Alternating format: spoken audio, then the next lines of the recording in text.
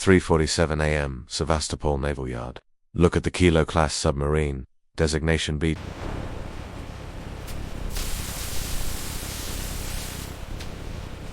(237) Rostov-on-Don. Russia once sailed this hunter-killer through the Mediterranean to remind NATO who owned the Black Sea. But tonight, Ukraine exposes a catastrophic weakness, and within 72 hours, the US Navy will finish what Kyiv started. They will turn an $800 million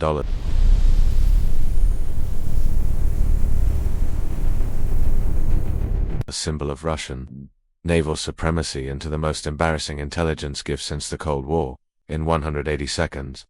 This submarine's fate will be sealed, not by missiles, not by drones, but by something far more devastating to Moscow. A Ukrainian special operations team that's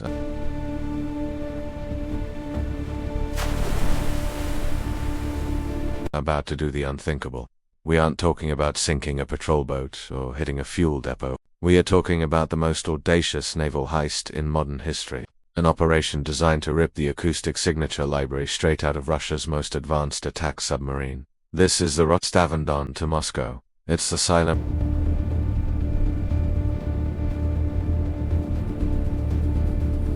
predator of the Black Sea Fleet. To the Pentagon, it's about to become an open book.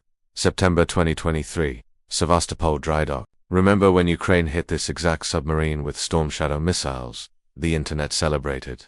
Moscow panicked. But here's what nobody told you. The Rostov-on-Don didn't die that day.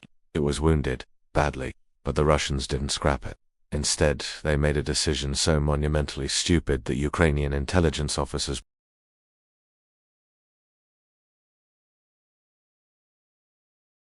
probably spilled their coffee laughing. They moved the crippled submarine into dry dock number 4 for emergency repairs. Think about that logistics nightmare. An $800 million attack submarine, its hull breached, its sonar dome cracked, sitting in an open-air facility with roughly the same security as a shopping mall parking garage. For the past 6 months, Russian engineers have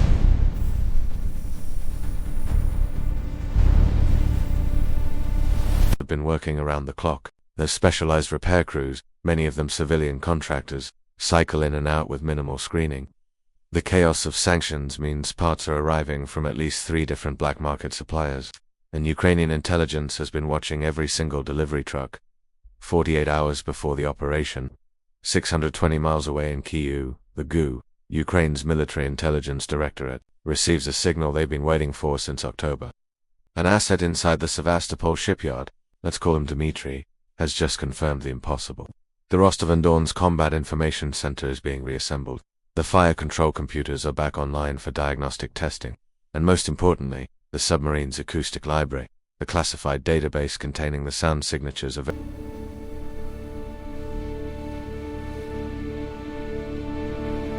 every NATO submarine, surface ship, and maritime aircraft, is physically accessible.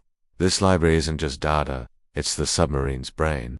It tells the sonar operators exactly what they're hearing in the water.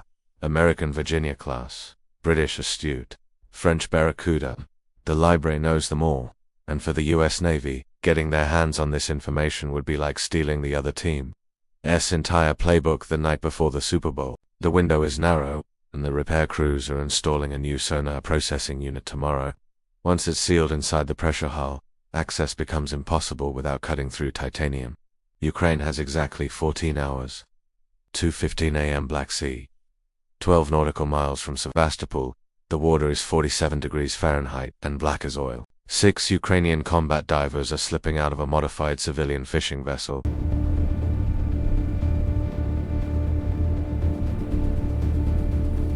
They're rebreathers, leaving 0 bubbles on the surface. This isn't a SEAL team. This is the 73rd Naval's Special Purpose Center, Ukraine's answer to underwater impossible missions. They've trained for this exact scenario in a full-scale mock-up, built from commercial satellite imagery and Dmitry's hand-drawn schematic. Each diver carries 40 pounds of equipment sealed in waterproof cases. But the most important item weighs less than a smartphone. A modified USB device containing Ukrainian-developed malware and a data extraction tool built with very specific technical assistance from, let's say, friends in Virginia. The divers aren't here to blow up the submarine, they're here to perform surgery. 2:38 a.m.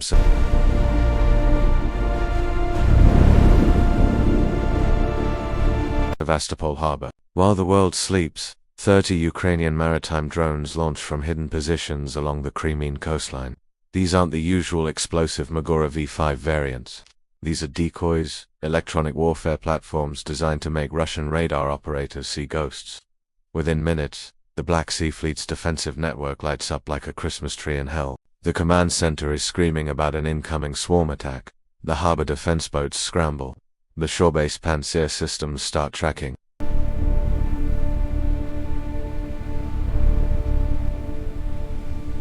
And every single pair of eyes on that naval base is now looking outward toward the sea, searching for threats that don't exist.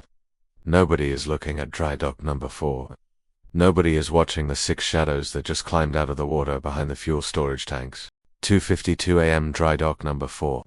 Inside the repair facility, the chaos of the false alarm has cleared out most of the night's security.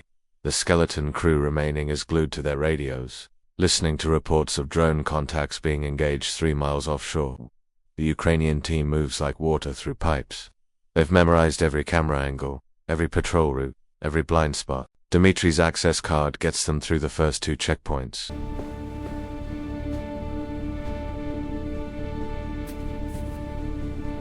A sleeping guard at the 3rd never wakes up. At 3:01 a.m., the team leader descends into the Rostov-on-Don's forward compartment through an open maintenance hatch. The smell hits him first. Burnt electronics, hydraulic fluid, and something else. The unmistakable scent of Russian military desperation. The Combat Information Center is a mess of exposed wire. Внимание! Множественные цели на радаре! Всем постам красный противник! Его! Красный!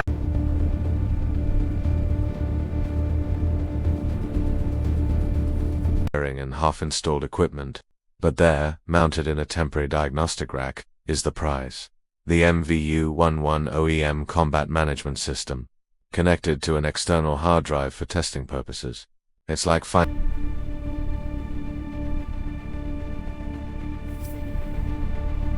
the nuclear launch code sitting on a folding table. The operator has exactly 7 minutes to extract the data before the diagnostic cycle completes and locks the system.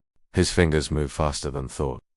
The Ukrainian malware bypassing security protocols that Russian engineers assumed no enemy would ever physically access. At 3:08 a.m., the download completes. 47 gigabytes of Russia's most classified naval intelligence, including acoustic signatures, tactical doctrines, and communication encryption seeds, now sits on a device the size of a cigarette lighter. 3:14 a.m. Sevastopol harbor. Getting in was the hard part. Getting out is pure chaos management. The team retraces their route, but the decoy attack is winding down. Russian security is shifting back to normal patterns. A patrol boat is returning to dock less than 200 yards from their extraction point. The team leader makes a decision. They can't reach the original pickup coordinates. Instead, they dive straight into the harbor's commercial shipping channel, swimming beneath the hulls of cargo vessels until they reach the outer breakwater. At 4:23 a.m., a Ukrainian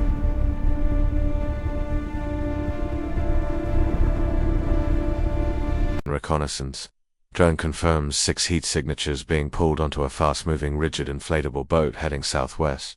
By sunrise, they're in international waters. By noon, the data is in queue. Here's where the story gets truly beautiful. Within 3 days of receiving the acoustic library data, the U.S. Navy initiates Operation Silent Mirror.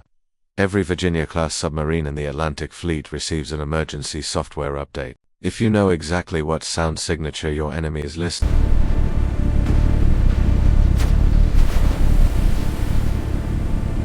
for, you can modify your operations to avoid it. It's like knowing which specific cards the poker dealer is looking at. But the Pentagon doesn't stop there. The acoustic signatures of Russian submarines in the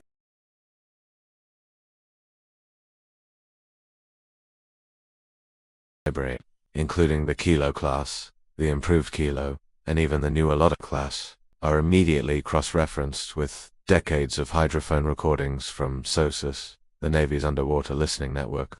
Suddenly, submarines that American sonar operators had lost track of in the Mediterranean and North Atlantic are the gaps in NATO's underwater surveillance picture start filling in overnight. Moscow, 1 week later, the FSB knows something is wrong. They just don't know how wrong.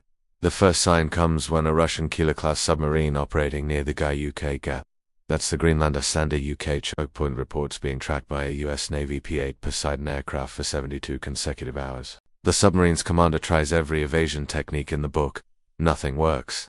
The Americans seem to know exactly where he's going before he gets there. The second sign comes from Syria. A Russian submarine attempting to resupply the Tartus naval base is intercepted by a British Astute-class attack submarine that seemingly appeared out of nowhere. The Russian captain later reports that the British boat was running so quiet it didn't appear on sonar until it was within torpedo range. The third sign is the most chilling. American destroyers in the Black Sea begin broadcasting on a specific frequency used only for Russian submarine communication. They're not jamming it, they're not intercepting it, they're saying hello. Let's talk about what Ukraine just accomplished. For the price of a covert operation, probably less than $5 million including training, equipment, and extraction, Kyiv just handed the United States a strategic advantage worth billions in submarine development costs. The Rostov-on-Don itself. Russia spent 6 months trying to repair it. They might even get it back in the water eventually. But it doesn't matter anymore. Every tactical assumption built into that submarine's combat systems is now compromised. The acoustic library will need to be rebuilt from scratch. That means re-recording the signatures of every NATO vessel. A process that takes years and requires submarines to get dangerously close to enemy ships. The encryption scene. But the chaos of implementing new codes in the middle of a war means months of communication, vulnerabilities, and the submarine crews. They now operate knowing that somewhere in Washington, American intelligence officers are reading their playbook like a bedtime story. So here's the question Wibe wants you to answer. Or is there something even bigger Ukraine hasn't told us yet? If you were the Russian admiral who just discovered your entire acoustic library was compromised, what would you do? Pull the submarine fleet back to port? Or send them out and hope the Americans aren't paying attention? Drop your thoughts in the comments. Tell me which part of this operation impressed you the most. If you love seeing the underdog rewrite the rules of naval warfare, smash that like button. And subscribe to Wibe so you don't miss our next deep dive into the shadow war beneath the waves. The ocean keeps secrets. But tonight, Ukraine made sure Russia's secrets aren't among them. See you in the next one.